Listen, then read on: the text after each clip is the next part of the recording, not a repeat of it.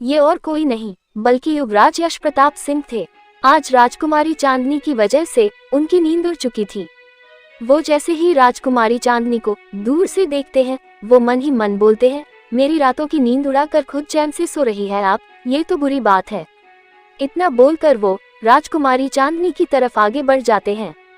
जैसे ही युवराज राजकुमारी के पास पहुंचते हैं, उनकी आंखें बड़ी बड़ी हो जाती है। राजकुमारी चांदनी ने इस वक्त इतने छोटे कपड़े पहने हुए थे कि उसे देखकर युवराज का गला ही सूखने लगा। वो जोर से अपनी आंखें मींच लेते हैं।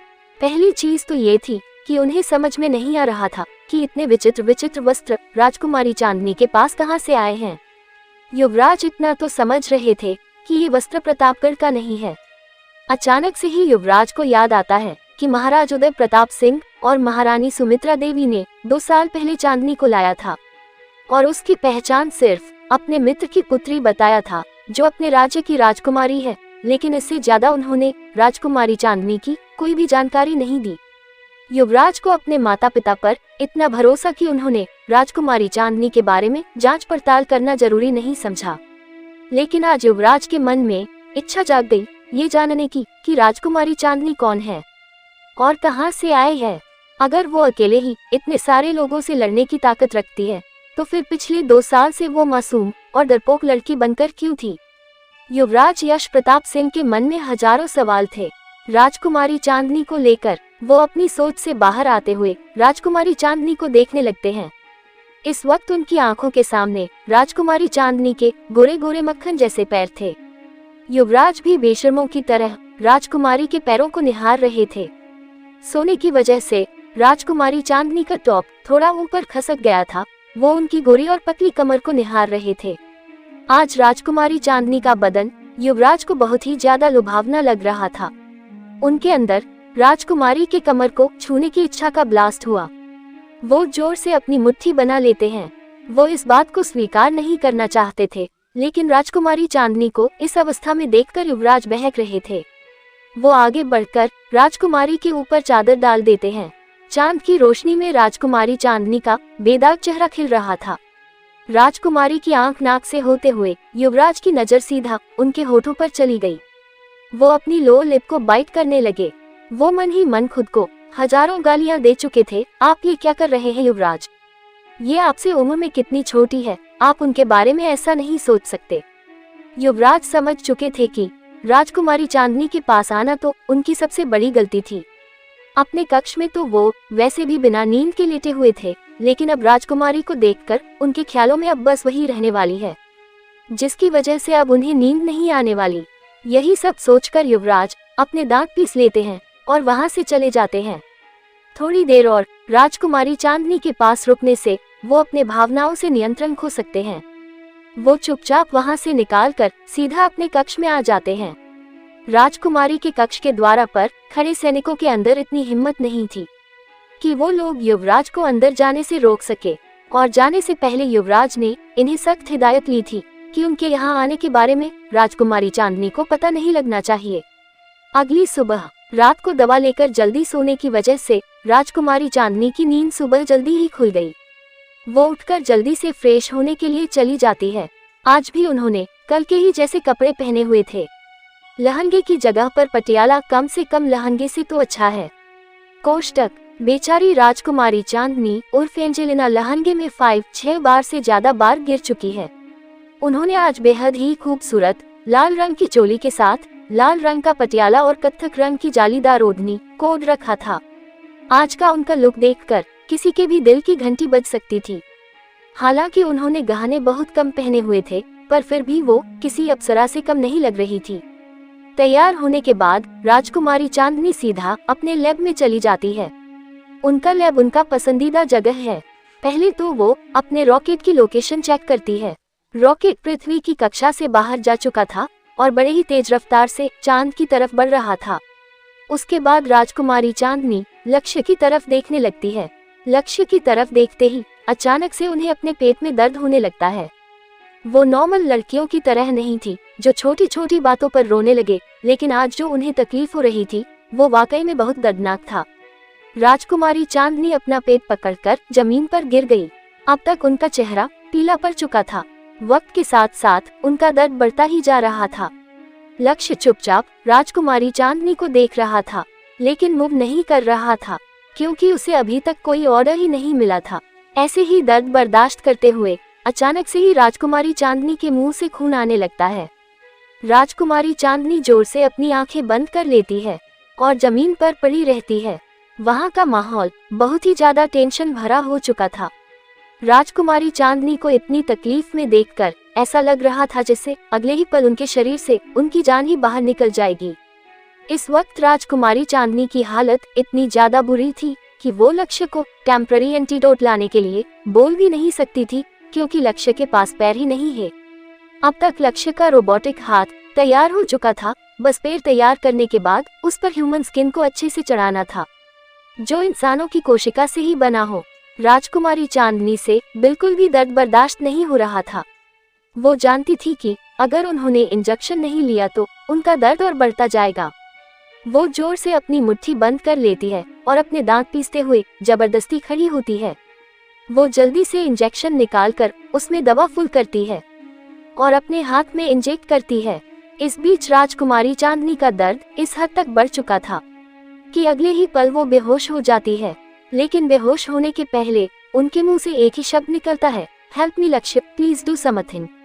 अपना नाम सुनकर लक्ष्य तुरंत एक्टिवेट हो जाता है और राजकुमारी चांदनी की हालत को देखकर उसके बारे में इंटरनेट पर सर्च करने लगता है। सर्च करने के बाद उसे पता लगता है कि राजकुमारी चांदनी बेहोश हो गई है। उसके बाद लक्ष्य इंसान को बेहोशी से बाहर कैसे लाया जाता है, इस चीज बारे में सर्च करता है।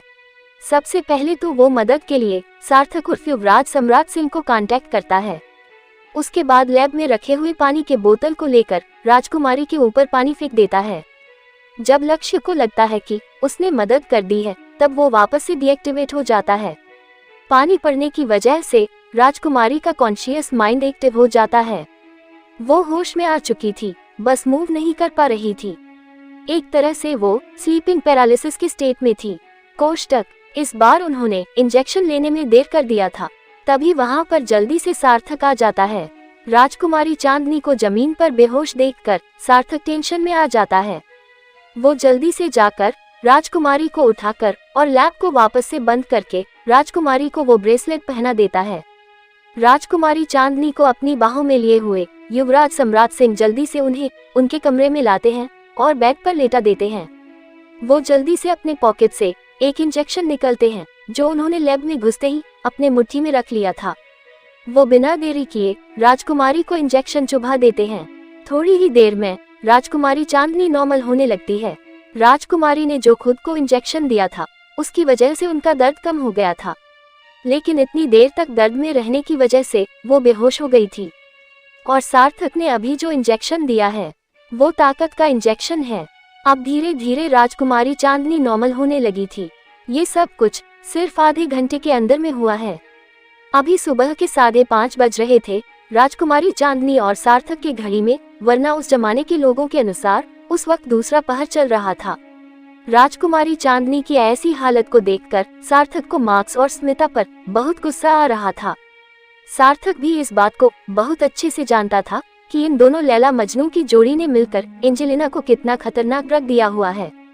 सार्थक को जब महसूस होता है कि राजकुमारी चांदनी सही हो गई है, तब वो फौरन ही वहां से भाग जाता है। उसे अच्छे से पता था कि इसके आगे राजकुमारी चांदनी अपना ख्याल खुद ही रख सकती है। लेकिन अगर सार्थक यहाँ रुका और किसी और ने उसे राजकुमारी चांदनी के कमरे में देख लिया तो अलग ही बवाल हो जाएगा। सार्थक के जाने के बाद राजकुमारी चांदनी थोड़ी नॉर्मल हो जाती है और उसके बाद वो आराम से खड़ी होकर कमरे से बाहर निकल जाती है। इस वक्त राजकुमारी चांदनी को खुद पर गर्व हो रहा था, क्योंकि उनके बनाए गए लक्ष्य ने आज पहली बार उनकी जान बचाई है। लक्ष्य को लेकर तो राजकुमारी चांदनी को पहले ही खुद पर घमंड रहता था, लेकिन आज लक्ष्य ने जो किया है उसके बाद राजकुमारी चांदनी की खुशी तो अलग ही लेवल पर थी। हाँ, उन्हें इस वक्त थोड़ी कमजोरी महसूस हो रही थी, लेकिन उन्हें इस वक्त खुशी सबसे ज्यादा हो रही थी। हालांकि राजकुमारी चांदनी घमंड में बार बार इस बात को भूल जा रही थी कि लक्ष्य के ब्रेन को राजकुमारी चांदनी ने नहीं बल्कि उसकी माँ ने बनाया है।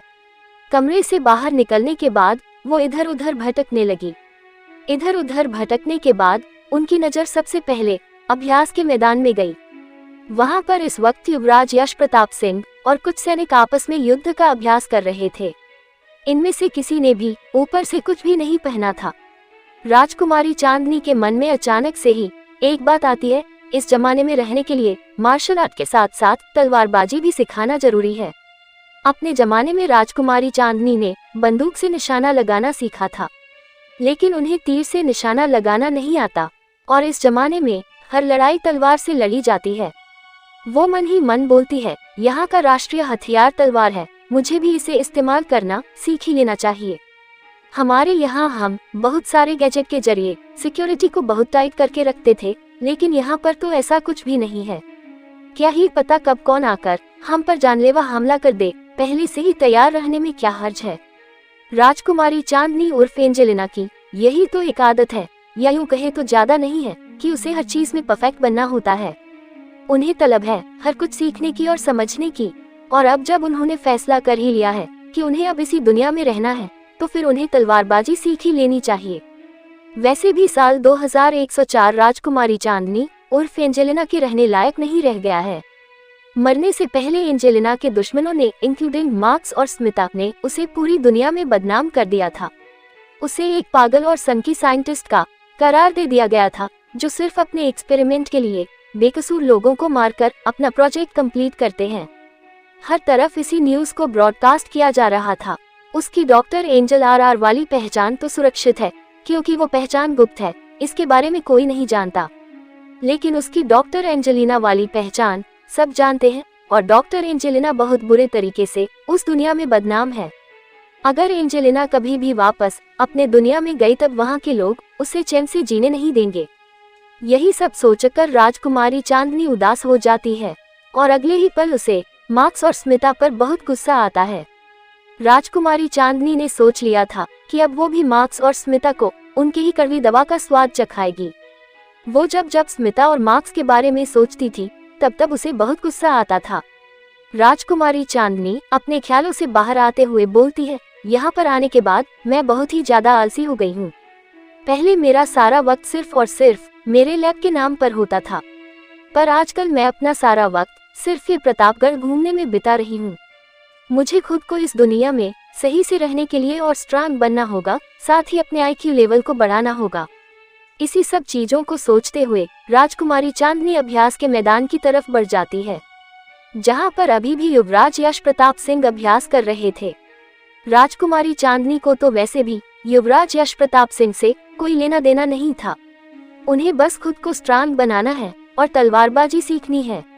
वो जैसे जैसे अपने कदम को अभ्यास के मैदान की तरफ आगे बढ़ाती है, वैसे वैसे युवराज यश प्रताप सिंह को आभास हो जाता है कि कोई उन लोगों के पास आ रहा है। युवराज यश प्रताप सिंह पीछे मुड़कर देखते हैं, तब उन्हें अपने सामने राजकुमारी चांदनी दिखाई देती है, जो उन्हीं की तरफ आ रही है। राजकुमारी चांदनी को अपनी तरफ आता देखकर युवराज की आंखें छोटी हो जाती है। हालांकि आज उनकी आंखों में राजकुमारी चांदनी के लिए नफरत नहीं था। राजकुमारी चांदनी को यहाँ पर देखते ही युवराज यश प्रताप सिंह ने वहाँ से सभी को भेज दिया।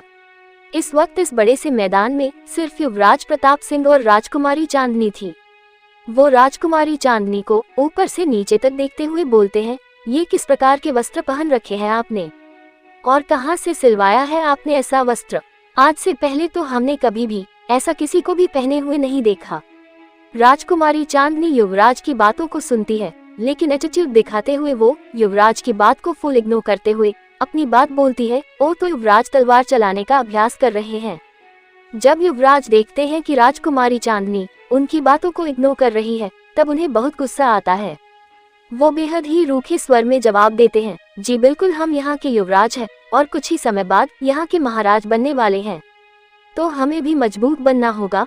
आखिर हमें ही तो अपनी प्रजा की रक्षा करनी है। हमारे पास आपकी तरह फालतू का समय नहीं है, जो दूसरों से बेवजह लड़ झगड़ कर बर्बाद करें। युवराज यश प्रताप सिंह की ऐसी बात को सुनकर राजकुमारी चांदनी को बहुत गुस्सा आता है। वो अपने दांत पीस लेती है और अपने चेहरे पर नकली मुस्कुराहट लाते हुए बोलती है, हम आपको लड़ाई के लिए चुनौती देने आए हैं। यदि आप जीते तो हम आपकी एक बात मानेंगे, और यदि हम जीते तो आपको हमारी एक बात माननी होगी। तो बताइए युवराज, क्या आपको हमारी बात मंजूर है? राजकुमारी चांदनी की बात सुनकर युवराज यश प्रताप सिंह हैरान हो जाते हैं। उन्हें राजकुमारी चांदनी से तो इस चीज की बिल्कुल भी उम्मीद नहीं थी, लेकिन आज राजकुमारी चांदनी ने उन्हें चुनौती दे दी, जो बात सीधा उन्हें अपने ईगो पर लगी।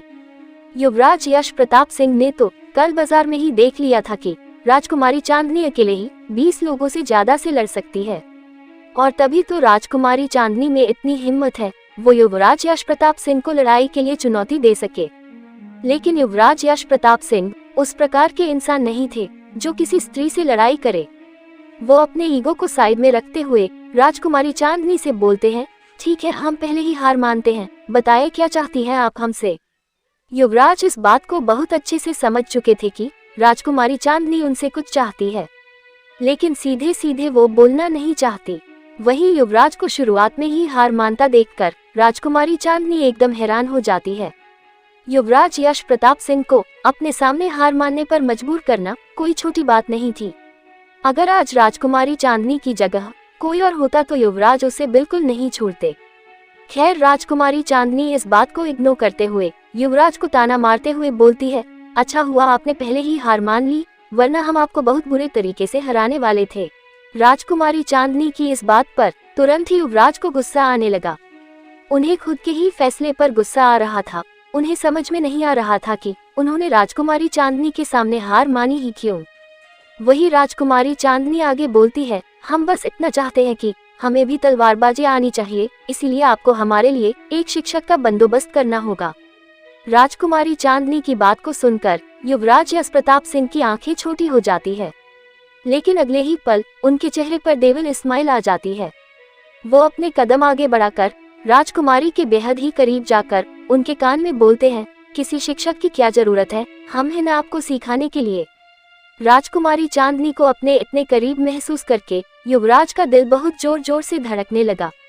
उन्हें तुरंत ही महसूस हो गया कि उन्होंने अभी भी ऊपर से कुछ नहीं पहना हुआ है और वो इस वक्त राजकुमारी चांदनी के कितने करीब है। लेकिन कुछ सोचकर उनकी आंखें छोटी हो जाती है, क्योंकि यहाँ की ज्यादातर महिलाएं पुरुष को ऐसे देखकर शर्मा जाती है और अपनी नजरें फेर लेती है। लेकिन राजकुमारी चांदनी किस तरह की लड़की है जो उन्हें बिल्कुल भी शर्म नहीं आ रही। वो जब राजकुमारी की नजरों से अपनी नजरें मिलाते हैं तब उनकी आंखें बड़ी बड़ी हो जाती है, क्योंकि राजकुमारी चांदनी उनके चौड़े सीने से लेकर उनके पेट पैकेट्स को बेशर्मों की तरह देख रही थी। एक्चुअली इस वक्त राजकुमारी चांदनी के दिमाग में उल्टी सीधी बातें नहीं बल्कि कुछ और ही चल रहा था। वो सोच रही थी कि जब वो लक्ष्य को ह्यूमन स्किन देगी तब उसकी बॉडी भी वो बिल्कुल युवराज यश प्रताप सिंह की बॉडी की तरह बनाएगी। एक ही नजर में राजकुमारी चांदनी को युवराज यश प्रताप सिंह की बॉडी पसंद आ गई। उनकी आंखें चमक रही थी, जिसे देखकर युवराज थोड़ा और असहज हो गए। वो खुद राजकुमारी चांदनी के करीब इसीलिए गए थे ताकि राजकुमारी चांदनी शर्माकर थोड़ा पीछे हट जाए, लेकिन यहाँ तो राजकुमारी चांदनी उल्टा बेशर्मों की तरह उन्हें ताड़ रही थी। वो तुरंत ही राजकुमारी चांदनी से अलग होकर उनसे बोलते हैं, बताए फिर क्या आप हमें अपना शिक्षक बनाएंगी। पहले तो युवराज यश प्रताप सिंह को देखकर राजकुमारी चांदनी को उन्हें एटीट्यूड दिखाने का मन करता है, लेकिन तुरंत ही राजकुमारी चांदनी को इस बात का एहसास हो जाता है कि इस पूरे महल में सच में सबसे ज्यादा होनहार तलवारबाज युवराज यश प्रताप सिंह ही है। अगर युवराज यश प्रताप सिंह राजकुमारी चांदनी को तलवारबाजी सिखाएंगे तो फिर राजकुमारी चांदनी भी इस चीज को जल्दी सीख जाएगी। वो युवराज को देखकर बोलती है, okay fine, I am ready. राजकुमारी की बात सुनकर युवराज यश प्रताप सिंह कंफ्यूज हो जाते हैं और बोलते हैं, क्या क्या कहा आपने, ये आप नई नई भाषाएं कहाँ से सीख रही हैं? युवराज की बात पर राजकुमारी चांदनी बोलती है, कुछ भी नहीं, अभी भोजन में वक्त है तो फिर आप हमें अभी थोड़ी देर सिखा सकते हैं। हालांकि युवराज को समझ में नहीं आ रहा था कि उन्होंने खुद राजकुमारी चांदनी को तलवारबाजी सीखने के लिए क्यों हामी भरी, लेकिन अब वो पीछे नहीं हट सकते थे। वो तुरंत ही राजकुमारी चांदनी के हाथ में एक तलवार को पकड़ाकर उन्हें अपने सामने खड़ा किया। युवराज को लगा कि राजकुमारी चांदनी बाकी महिलाओं की तरह नखरे करेगी कि तलवार कितना ज्यादा भारी है, लेकिन राजकुमारी चांदनी ने बहुत ही आसानी से तलवार उठा लिया था। युवराज यश प्रताप सिंह राजकुमारी चांदनी को पहले तलवारबाजी की कुछ बेसिक चीजें सिखाने लगते हैं। राजकुमारी चांदनी बड़े ही ध्यान से सब कुछ सीख रही थी। वो इस वक्त बिल्कुल किसी आज्ञाकारी विद्यार्थी की तरह बिहेव कर रही थी। थोड़ी देर बाद युवराज यश प्रताप सिंह और राजकुमारी चांदनी दोनों ही एक दूसरे के आमने सामने खड़े थे।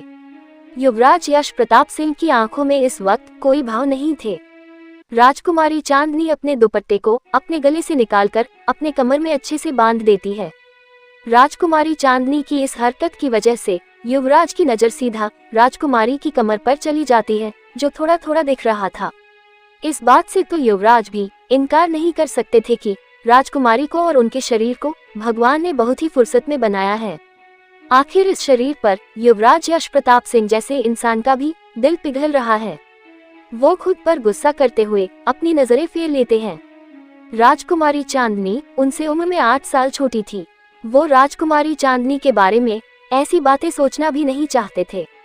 थोड़ी ही देर में युवराज के सिखाए अनुसार राजकुमारी चांदनी अपने तलवार से उन पर पहला आक्रमण करती है, जिसे युवराज तुरंत ही रोक देते हैं। एक पल के लिए दोनों की नजरें एक दूसरे से टकरा जाती है। फिर राजकुमारी चांदनी तुरंत ही अपनी नजरें फेर लेती है। वो एक बार फिर से युवराज पर आक्रमण करती है, लेकिन युवराज एक बार फिर से उनके वार को रोक लेते हैं। ऐसे ही थोड़ी देर प्रैक्टिस करते करते अचानक से ही राजकुमारी चांदनी का पैर मुड़ जाता है, क्योंकि वहां की जमीन प्लेन नहीं थी। वो जैसे ही गिरने वाली होती है, युवराज यश प्रताप सिंह तुरंत ही उनके कमर को पकड़कर उन्हें अपने करीब खींच लेते हैं। ये पहली बार था जब युवराज यश प्रताप सिंह राजकुमारी चांदनी के शरीर के संपर्क में आए हुए हैं। उन्हें अपने हाथ में राजकुमारी चांदनी की मक्खन जैसी मुलायम कमर महसूस हो रही थी। एक पल के लिए वो सारे उम्र के दायरे को भूलकर राजकुमारी चांदनी की कमर को हल्का हल्का सहलाने लगते हैं। राजकुमारी चांदनी अजीब नजरों से युवराज को देखने लगती है, क्योंकि नॉर्मली लोगों को बचाने के बाद उसे छोड़ देता है, लेकिन युवराज ने अभी तक राजकुमारी को नहीं छोड़ा था। युवराज को अपने खुले कानों पर राजकुमारी की सांसें महसूस होने लगी थी। युवराज अपनी आंखें बंद करके राजकुमारी की करीबी को महसूस करने लगे। उन्हें अपने सीने में धड़कते हुए दिल का शोर साफ साफ सुनाई दे रहा था। तभी अचानक से उन्हें अपने पैर पर एक तेज दर्द महसूस होता है, क्योंकि राजकुमारी चांदनी जब देखती है कि युवराज उन्हें छोड़ने के मूड में बिल्कुल भी नहीं है, तब वो अपने पैर को उठाकर युवराज के पैर पर जोर से मारती है। इस चीज का एहसास होते ही युवराज तुरंत राजकुमारी को छोड़कर उनसे दूर खड़े हो जाते हैं। उन्हें अपनी की गई हरकत पर बहुत शर्मिंदगी महसूस हो रही थी। वो अपनी शर्मिंदगी को छुपाते हुए बिना किसी भाव के राजकुमारी चांदनी को बोलते हैं, आज के लिए इतना काफी है, कल हम आपको अच्छे से तलवारबाजी सिखाएंगे। अभी भोजन का समय हो गया है, आप जाए भोजन कर लीजिए, हम स्नान करके आते हैं। इस बात को बोलकर युवराज तुरंत ही वहां से चले जाते हैं। राजकुमारी चांदनी ने इस बात को बिल्कुल भी नोटिस नहीं किया था कि यहाँ से जाते वक्त युवराज यश प्रताप सिंह के कान हल्के हल्के लाल थे। आज उनके और राजकुमारी के बीच जो भी नजदीकियां बढ़ी थी, उसके बाद युवराज अपने दिल के शोर को काबू में नहीं रख पा रहे थे। युवराज के जाने के बाद राजकुमारी चांदनी अजीब सा मुंह बनाकर भोजन घर की तरफ चली जाती है। वो गुस्से से युवराज को कोसते हुए मन ही मन बोलती है, इन्हें अच्छे से पता है कि जब तक ये भोजन घर में आकर भोजन करना शुरू नहीं करते, तब तक कोई भी भोजन शुरू नहीं करने वाला। उसके बावजूद भी इन्होंने मुझे बेशर्मों की तरह भोजन करने के लिए भेज दिया। भोजन घर में आते ही उनकी भूख बहुत ज्यादा बढ़ जाती है। आज भोजन में उनका पसंदीदा था सब कुछ। वो जल्दी से जाकर अपने लिए एक जगह ढूंढती है और वहां पर बैठ जाती है। जगह बिल्कुल युवराज सम्राट सिंह के बगल वाली थी, लेकिन इस वक्त युवराज सम्राट सिंह भोजन घर में मौजूद नहीं थे। राजकुमारी चांदनी चुपचाप अपना मुंह बनाकर वहां पर बैठी हुई थी। थोड़ी ही देर में धीरे धीरे करके सभी परिवारजन वहां पर आने लगे। युवराज तेज सिंह और राजकुमारी ध्वनि एक साथ ही आ रहे थे। उन दोनों को साथ में आता हुआ देखकर सभी के चेहरे पर मुस्कुराहट आ जाती है। तभी वहां पर अपनी रौबदार पर्सनैलिटी के साथ युवराज यश प्रताप सिंह आते हैं और अपने स्थान पर जाकर बैठ जाते हैं। अपने स्थान पर बैठने के बाद उनकी नजर सबसे पहले राजकुमारी चांदनी पर जाती है, जो उन्हें देख भी नहीं रही थी और युवराज सम्राट सिंह से हंस हंसकर बातें कर रही थी। तभी रानी माँ युवराज की तरफ देखते हुए बोलती है, युवराज, आपको महाराज के स्वास्थ्य के बारे में तो पता ही होगा। युवराज भी उनकी बात पर हामी भर देते हैं। तब महारानी सुमित्रा देवी आगे बोलती हैं, ऐसे में हमारे गुरुजी ने हमें सुझाव दिया जल्द से जल्द आपका विवाह करवा कर आपका राज्याभिषेक करवा दिया जाए। रानी माँ की इस बात को सुनकर युवराज उनकी तरफ देखने लगते हैं। कहीं न कहीं उन्हें समझ में आ चुका था कि महारानी क्या बोलने वाली है। युवराज सम्राट सिंह और राजकुमारी चांदनी ने अपनी सांसें थाम ली थी। वो रानी माँ की एक भी बात को सुनना मिस नहीं करना चाहते थे। रानी माँ अपनी बात को आगे बढ़ाते हुए बोलती है, हमें पता है आपको कि किसी भी स्त्री से प्रेम नहीं है, इसलिए हमने आपका विवाह अपने पसंद की स्त्री यानी कि कुसुम तय कर दिया है।